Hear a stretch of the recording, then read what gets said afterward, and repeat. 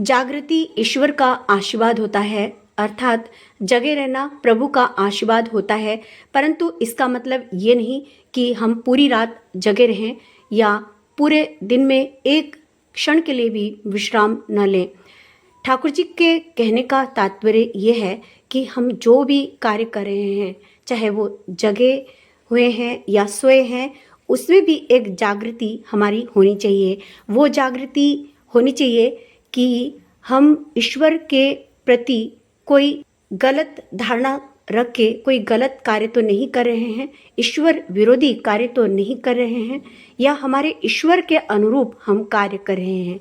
इन सभी चीज़ों के प्रति एक जागरण हमारे तन मन जीवन में होना चाहिए।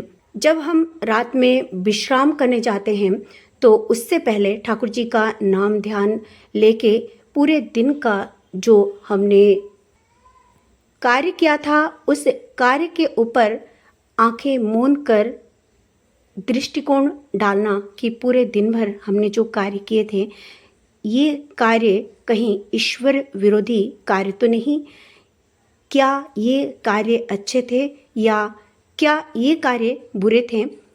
इन सभी विषयों के ऊपर हम सभी को एक जागृति रखनी पड़ेगी, और यदि कोई गलती हम करते हैं तो परमपिता से क्षमा चाहते हुए हमें ये उनसे वादा भी करना पड़ेगा, उनसे ये प्रॉमिस भी करनी पड़ेगी कि हम कभी भी ऐसी कोई चिंता, ऐसी कोई वाणी, ऐसे कोई कर्म नहीं करेंगे जो आपके इच्छा के न हो। तो फिर परमपिता हम सभी को क्षमा करते हैं और हम सभी को आशीर्वाद भी देते हैं।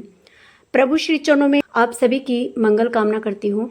आप सभी हमेशा सुखी रहें, स्वस्थ रहें, उन्नत रहें, आनंदित रहें, हमेशा अपने प्रभु जी के ध्यान में रहें, प्रभु जी की सत चिंताओं में डूबे रहें, यही प्रार्थना करती हूँ।